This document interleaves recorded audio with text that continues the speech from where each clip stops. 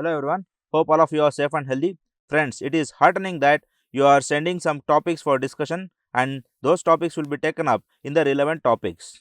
Now, welcome to IASbaba's Rapid Revision Series for Prelims 2021. This is session 26 and day 36. So, the topics we have are Prehistoric India, Civilizations and Kingdoms.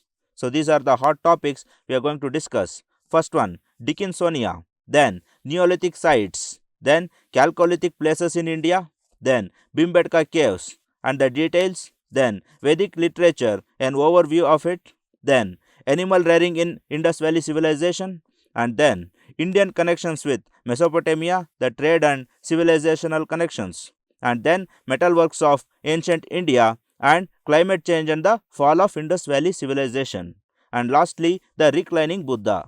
Friends, before taking the topics, we will try the approach how to study ancient history or history for that matter. Friends, for everything we should make the timeline. So, I have made a timeline for prehistoric India. So, beyond 6 lakh BC, we can take it as lower Paleolithic age. And from 6 lakh BC to 1.5 lakh BC, we can take it as middle Paleolithic age. And from 1.5 lakh BC to 35,000 BC, we can take as upper Paleolithic age. And then from 10,000 BC to 35,000 BC, we can take it as Mesolithic age, and 5,000 to 10,000 BC, we can take as Neolithic age.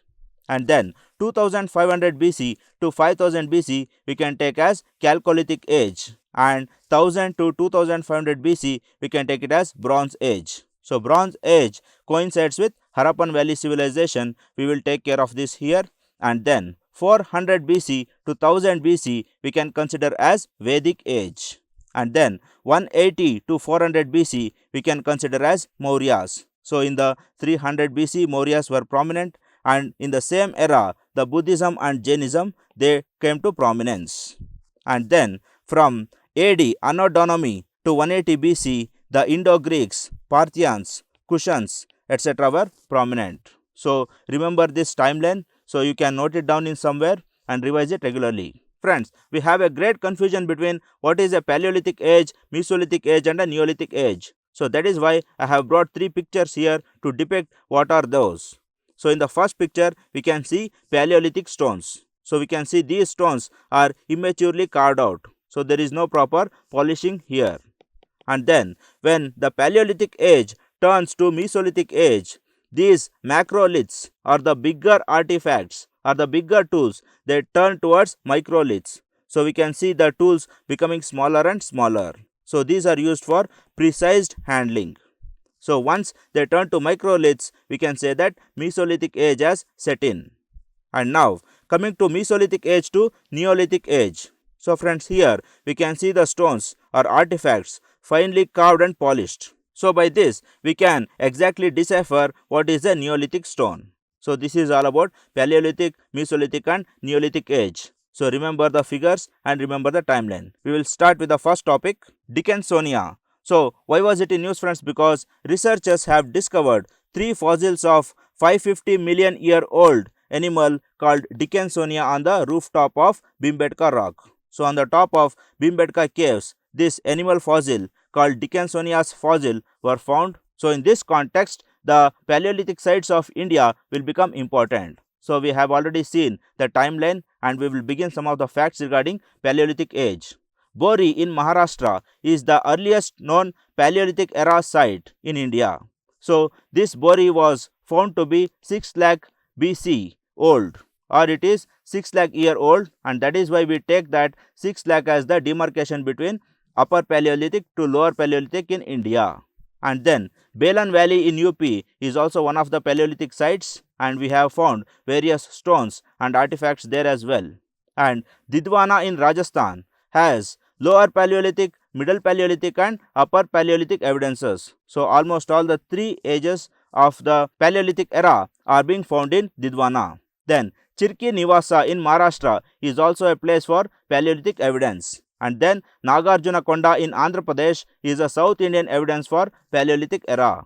And lastly, Bhimbetka caves are one of the most important evidences for paintings, especially in Paleolithic age.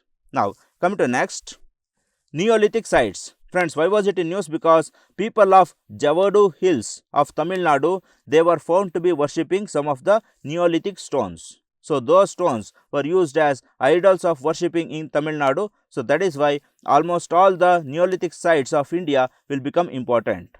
So we will brush up some of the Neolithic sites. First one is Mehergarh. We know that this is in Balochistan, Pakistan, and this is 7000 BC older. And the speciality is it produced cotton and wheat. So it was a farm village and it produced agricultural products. Then Burza home, or the place of birch, the place of birch tree. It is in Kashmir and it is 2700 BC old. And here the speciality is people lived there in pits and they domesticated dogs. And while burying, dogs were buried along with their masters. Then coming to next, Gufkral. Once again in Kashmir, it is 2000 BC old. And here people practiced both agriculture and domestication of animals. And then Chirand, a famous place in Bihar, it is 2000 BC older. And here people used tools and weapons made of bones, not of stones but of bones. We will remember this fact. And then coming to next, Pikli Hall, Brahmagiri, Maski, Halur, Takalkota, Narsipur, Kodekal and Sanganakallu. So these are places in Karnataka. So Karnataka is having so many Paleolithic sites. So this can be one of the points to be remembered. And then these are 2000 BC and 1000 BC older. So friends, we see that in various places the BCs are varying. So what the timeline we have kept is generalistic in nature and that differs from place to place. So that we will remember. And now coming to the speciality of these places of Karnataka. The people in Piklihal, they were cattle herders. So they were pastorals and then there were ash mounds found in this area. So what is the meaning if ash mounds were there? It is that these people who are Paleolithic aged, they knew the knowledge of fire. So this evidence we will get from this fact. Now come to next. We will try to find those places in the map. We can see Burza home here, then Mehergarh here, then Chiran here, then Koldi Hawa of Madhya Pradesh, then Diojali Hading. This is one more important place. We left it out. Then Payampalli of Tamil Nadu and Hallur in Karnataka. So these places we will remember. And here we can see those Neolithic stones that are being worshipped by Tamil Nadu Javadu hill people. So once again these are finely carved and we can decipher them from other Paleolithic and Mesolithic ages. Chalcolithic places in India. Friends, why was it in news? Because a 4000-year-old prehistoric site destroyed in Maharashtra in Aurangabad. So due to some public works, it was destroyed, and in this context, almost all the Chalcolithic places we will revise here itself. So I have brought in some of the places which are linked to the river basins. So coming to first, Indus River, Mohenjo-daro, Harappa, Rupar, Suratgarh, Hanumangarh and Chunodaro. Friends, we know that Indus Valley civilization coincided with the Bronze Age, or we can say the Upper Chalcolithic Age. So that is why almost all the Harappan sites, they will coincide either with the Chalcolithic Age or with the Bronze Age. Now coming to Ganga region, here Kausambi and Alamgirpur, maybe in the places of Uttar Pradesh and Bihar, they were famous. And then Chambal region, in the Chambal region and in the Chambal ravines, we can see Seva, Nagada, Paramarkeri and Tungini. So some difficult names. If you listen to the video 2 to 3 times, you will get memorized. Coming to next, Saurashtra region. So in Saurashtra region, Rangpur, Ahar, Prashas Patan, Lothal, the important dock of Indus Valley civilization, then Pitadia, Rojdi and Adkot. So these are some of the places. And then in the Narmada region, some places were there. They are Naudotoli and Maheshwar and Bhagatrao. And then Tapi region, Prakash and Bahal. Only 2 places we can remember easily. Then Godavari Pravara region, the Jarve region or the Jarve culture, the very important one. And then Nasik, Kupargaon, Nivasa and Daimabad. So Daimabad is provided in the NCERT as well. That is how we remember. And then coming to next, Bhima region. Bhima region, the Bhima river where it flows, it becomes the Bhima region. And here Koregaon, Chandoli, Umbraj and Chanegaon. So some of the Maharashtra and Karnataka bordered region. Then Karnataka region, Brahmagiri, the famous place where Kaveri river takes its birth. So these are some of the Chalcolithic sites. And we will take up a look at the map of Chalcolithic sites. So here we can see Chirand, Koldi Hawa, then Nauda Toli, then Daimabad, Nevasa, Inamgaon, Maski, Piklihal, Hallur, then Sanganakallu, Brahmagiri, then Prabhas Patan or Prashas Patan, the spellings might change, then Mehergarh. So all those things we can remember in a map. So when we do it on a map, we will get the exact places where they are. And now this is the site where the destruction took place. This was taken from the newspaper directly, so it can enhance your memory as well. Now coming to next, Bhimbetka caves. Friends, why was it in news? Because the Dickinsonia, which we spoke in the first topic, was found above these caves. And moreover, the exuberance of Bhimbetka was depicted in several editorial columns, including the Indian Express and Times of India. So in this context, the whole Bhimbetka will become important. So some of the facts are, these rock shelters were declared as World Heritage Sites in 2003. So they are World Heritage Sites now. And then here Paleolithic paintings are linear figurines. So Paleolithic paintings are just linear in nature. So likewise. And then later paintings become smaller, precise and more delicate. So here one fact we remember is that in the Bhimbetka caves we found paintings from Paleolithic to further ages. So till Neolithic to Chalcolithic we can find the paintings. And moreover, as we move further with the time, the paintings become more mature. And then coming to next, the oldest painting is around 12,000 years ago, and while the latest is around 1000 years old. So from 12,000 to 1000 years old, from Paleolithic to maybe Mesolithic era, the paintings are being present. And then these paintings demonstrate the lifestyle and everyday activities. So we know that the hunting scenes, food gathering scenes, merrymaking scenes, dancing scenes are all present here. So they depict the day-to-day activities of the people. And moreover, pictures of rhinoceros, tigers, wild buffalo, bears and others are being provided in the paintings. So this shows that they had a good interaction between both wild and domesticated animals. Now coming to colors, what are the colors that are being used, friends? They are natural red and white. So in the figure we can see red and white color, and moreover along with these two colors the green and yellow were also used. And how were these colors made? They were made by the combination of manganese, hematite, wooden coal, then soft red stone and plant leaves and animal fats. So by various permutations and combination of these, the colors were made, and the speciality was that these colors have not faded away even after so many years. So this is all about Bhimbetka caves, and when we study about Bhimbetka caves, all other caves will become important, friends. The Baja caves, Udayagiri Kandagiri caves, then Nashik caves, Karle caves, Bhag caves, Lomasrushi caves, all those things we will study here itself. So these are provided in the notes, you can revise there. Now come to next, Vedic literature. Friends, why was it in news? Because there was an editorial between Aryans and Harappans. So the print magazine, it carried the editorial which said that Aryans or Harappans who drove the creation of caste system. DNA holds a clue. So be it the discussion as it may, our importance should be given to the facts regarding Aryans and Harappans. Some of the key facts are, Harappans didn't rear horses, donkeys and one-humped camels. So these were not reared by Harappans, but however Aryans reared all these things. And then Aryans practiced a proto-Varna system which became Varna system afterwards. So it is an indication that Harappans didn't practice Varna system, and moreover Harappans didn't practice endogamy as well. They were intermingling in nature and they were ready to have marital relationship with other class and castes. Then patriarchy was common in Aryans. So it was Aryans who brought in patriarchy to India. It can be stated this way. And lastly, Aryans practiced painted graveware. So the demarcation between Harappans and Aryans are that when the painted gravewares start in India, it is an indication of Aryans' advent.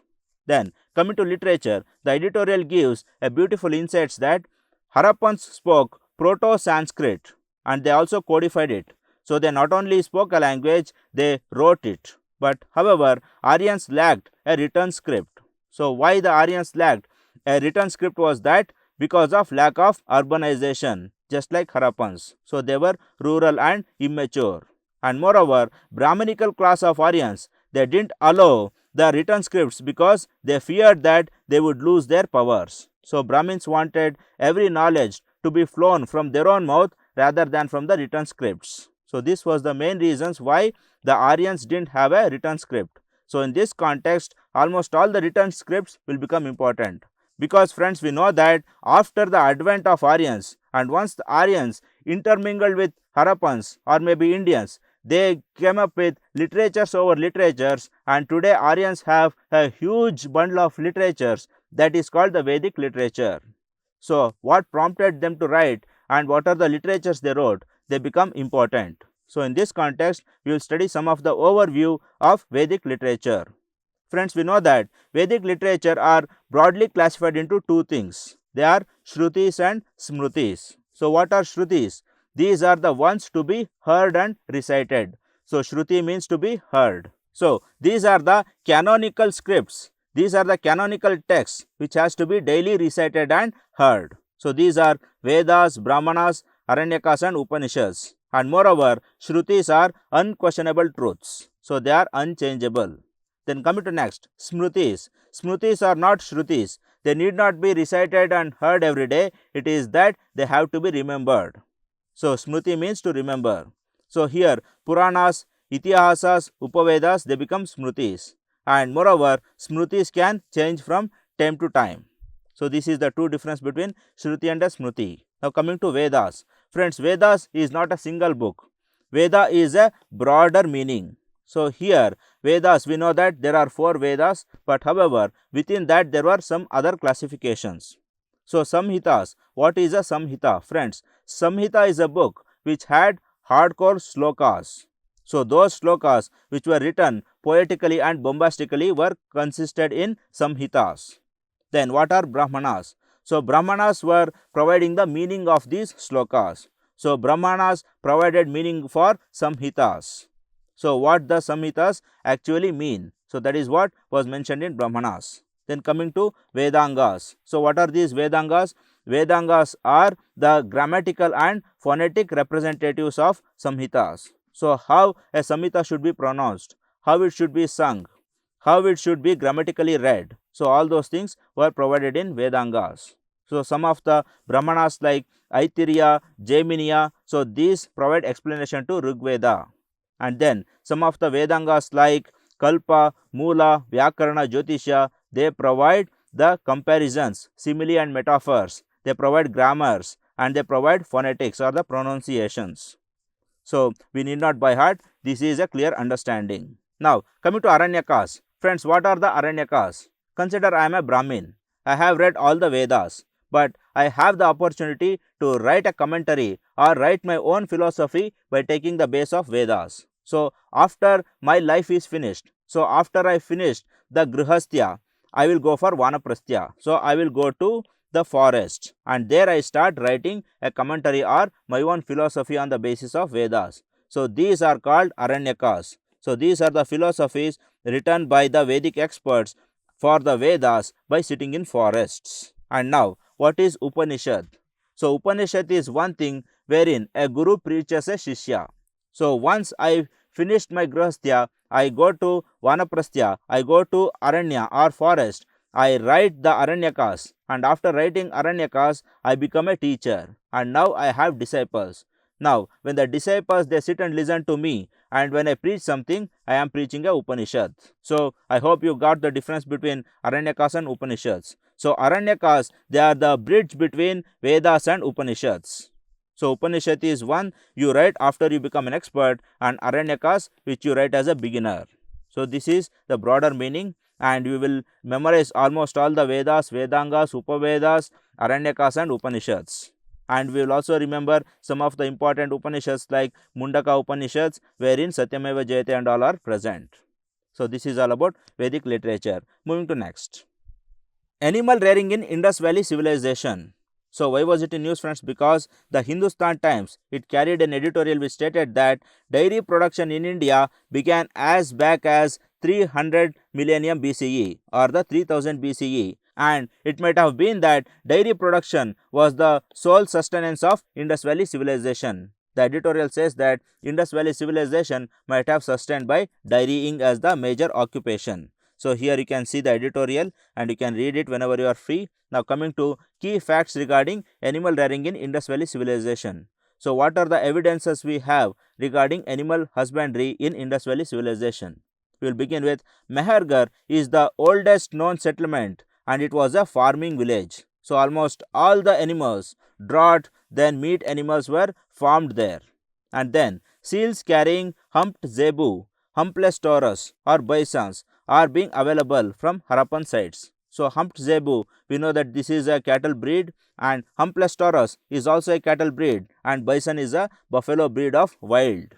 Then buffalo bones found at Rehman Deri, Mehergarh, Dholavira and Ahar shows that buffaloes were also being reared, not only cattle.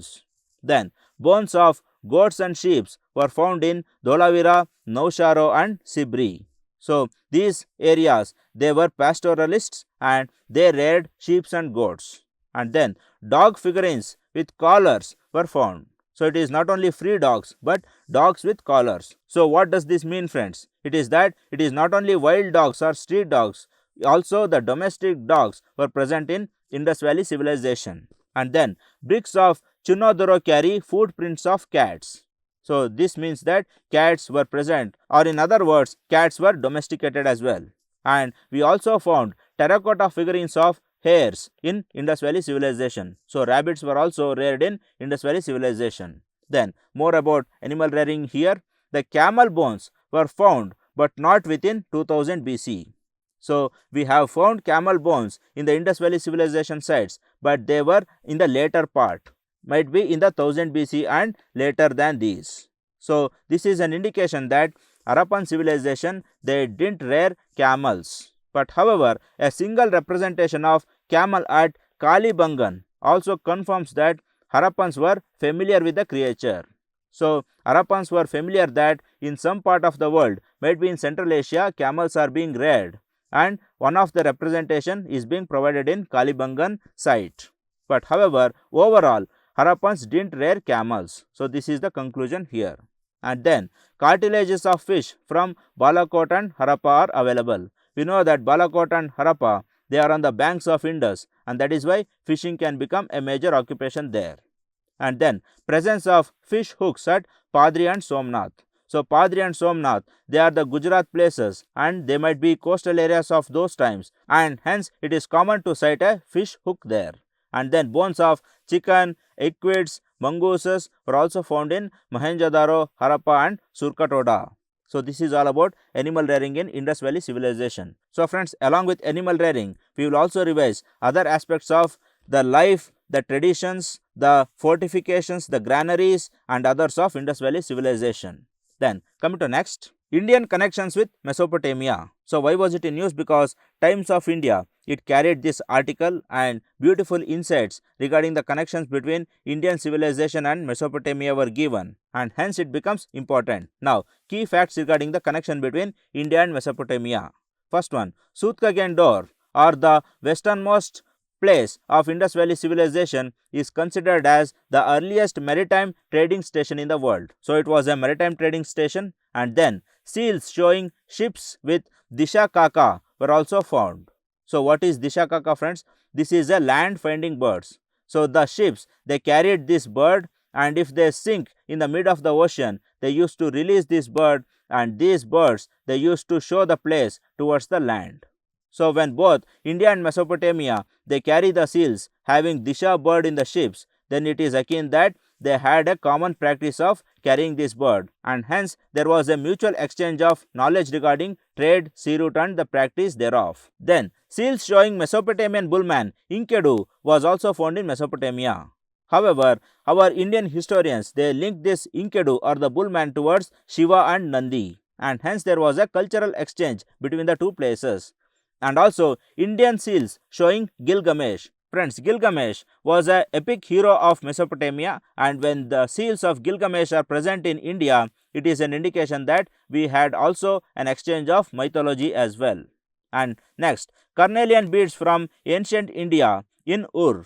So the carnelian beads which were prepared in Indus Valley civilization were found in Ur, the influential Sumerian city of Mesopotamia. So our beads were found there. Then this is an indication that we had imports and exports between the two civilizations. Coming to more facts, shells typical of Indus coast, especially Fasciolaria trapezium and Tribunella pyrum, were found in Ur district. So what are these Fasciolaria trapezium and Tribunella pyrum, friends? These are the common conches that are found in India's coasts. So these common conches, they were found in the Ur district. So in that sense we can say that these were being exported. And astronomy in both Mesopotamia and ancient India dates back to period of Indus Valley civilization. So astronomy of both ancient India and Mesopotamia, they have a common origin from Indus Valley civilization. And in Indus Valley civilization, this astronomy was used to make calendars. So that is how the common origin comes from. And lastly, between linear Elamite and Indus script, several common symbols were found. So linear Elamite was the script of Sumerians or Mesopotamians, and Indus script of Indus Valley civilization, they had some common symbols. So all these show that the both civilization, they had a connectivity in the past. Now come to next. Metalworks of ancient India. Why was it in news, friends? Because the Indian Express, it carried an editorial which stated the India's magnificent tradition of metalworks. So yes, we had a magnificent tradition of metalworks, and in this context we take up some of the facts regarding metallurgy in Indian history. So we'll begin with people of Jarve, Nashik, etc. They used copper of K3 mines. So we know that Jarve and Nashik are the Chalcolithic sites, and obviously they have used the K3 mines copper. And then Harappans had discovered that adding tin into copper produced bronze. Yes, Harappans were the people of Bronze Age, and they knew the idea of preparing bronze. And moreover, bronze figurines of dancing girl, then anklets made of bronze, and bulls made of bronze were also found in Mohenjo-daro and other sites. And then in the Vedic age, Rigved was said to be written in the place called Brahmavarta, and K3 mines formed an important location in Brahmavarta. So Brahmavarta can be stated to have gained its prominence due to this K3 mines.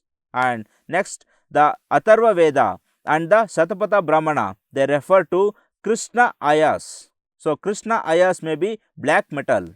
So this can depict iron, which is black in nature, or it can also depict copper, which becomes black when heated.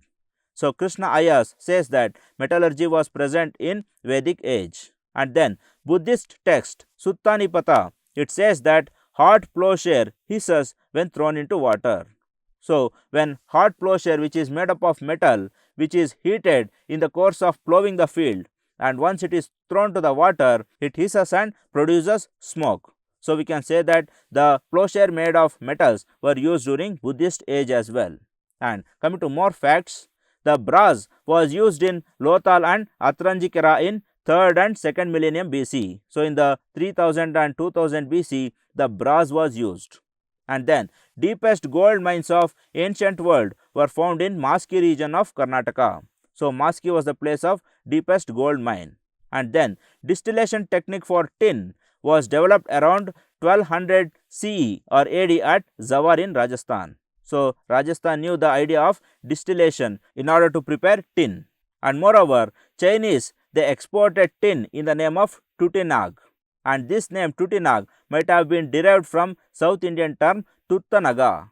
Naga means metal in South India, and that is why the name might have been derived. And lastly, rustless wonder of Delhi iron pillar. So the Mehrauli iron pillar, which is in Delhi, which hasn't rusted till now, is one of the famous magic of Indian metallurgy. And this was brought from Vishnu Padagiri. And here the speciality was that iron was mixed with phosphorus, and this mixture, it created a fine coating around the pillar, and this stopped the pillar from rusting. So this is all about metal works of ancient India. We have stopped till annodonomy, and we will continue further metallurgical issues in the next class. Now coming to next, climate change and fall of Indus Valley. Why was it in news? Because friends, several theories are being put out by historians in the day-to-day editorials, and that is why this becomes important. And moreover, in the prelims, if they provide any reason like following can be the reasons for the collapse of Indus Valley civilization, then we can include as many reasons as possible, because the study is still going on and no one is sure why the actual collapse took place. But however, one editorial provided two-dot hypothesis, and this once again becomes important. And what is this two-dot hypothesis? We will take up here.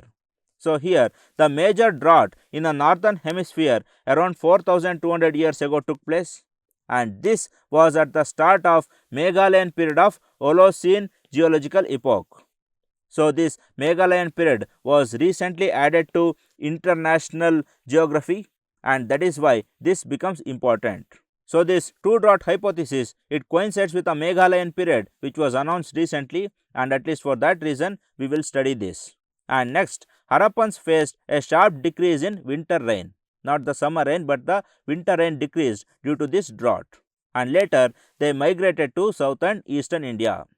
Friends, we know that some of the copper hoards were being found in the forest areas of Jharkhand and Bihar. Friends, we know that Bihar and Jharkhand region are being populated by the tribal people, and they knew little knowledge regarding copper hoards or copper metal. But how these copper hoards can come there? It is because of these people who migrated from Indus Valley civilization to those areas. And then Harappans also switched from winter crops like barley and wheat to those like millets that favored summer rain conditions. So as the winter rain it reduced, they switched to the summer rain crops, and later a tropical drought kicked off. So they were getting ready to tackle the winter drought, but once again the tropical drought or the summer drought kicked off. So now they didn't have any other way, so they shifted to a rural agrarian society, and eventually they faded away from the history. So this is all about the fall of Indus Valley civilization and the two-dot hypothesis. Coming to next, Reclining Buddha. Why was it in news, friends? Because India's largest statue of Reclining Buddha was being installed in Bodh Gaya. Due to COVID-19 situation, it was stopped. However, soon it will be installed. So in this context, the Reclining Buddha and the symbol thereof will become important. So what is the symbolization of a Reclining Buddha? It is the Mahaparinirvana or the last days of Buddha. So Buddha in his deathbed can be regarded as Mahaparinirvana, and this is also the symbolization of last Diksha. So Buddha in his deathbed, he takes up a Diksha of his devotee, and this is the last Diksha he takes up, and this is once again the symbolization of last Diksha. Now coming to the key facts about the statues of Reclining Buddha. The largest Reclining Buddha in the world, the Vincent Tawai Buddha, is in Myanmar. It was built in 1980s and it is the largest. And then Bamala Buddha Parinirvana is in Pakistan's Khyber Pakhtunkhwa province, and it was built in 200 AD, and this is the oldest statue of Reclining Buddha. And in India, cave number 26 of Ajanta caves, it contains Reclining Buddha, and it was carved out in 500 AD. And also in Kushinagar, the place where Buddha attained Mahaparinirvana, has red stone monolith statue of Reclining Buddha inside Mahaparinirvana stupa. So once again, this can be called as oldest in India. And then at Mahabodhi temple, the Buddha is sitting in Bhumi Sparsha Mudra. So in Mahabodhi temple, there is no Reclining Buddha statue. And now if they are constructing it, it will be a novel one.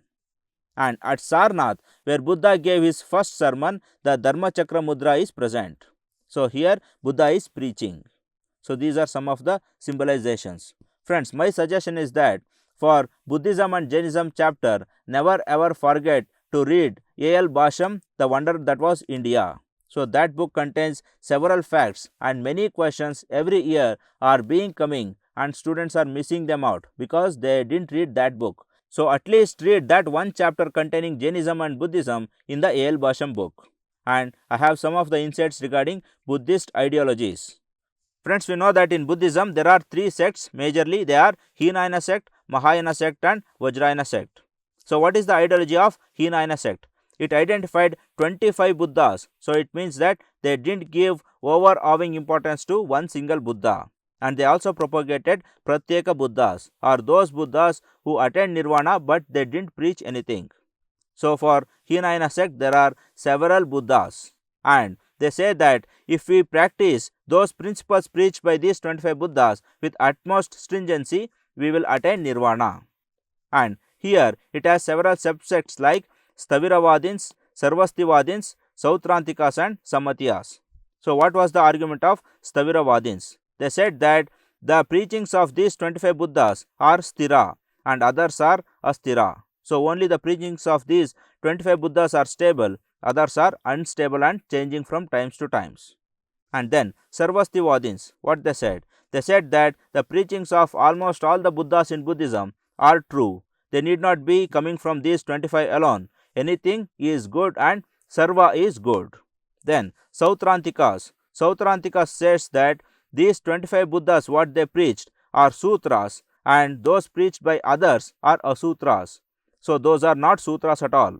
So we will obey only the preachings of these 25 Buddhas and we will disobey all others. Then Samatyas. Samatya says that a person is beyond the Panchaskanda, or a person is beyond Panchabhutas, or the 5 elements which he is being made of.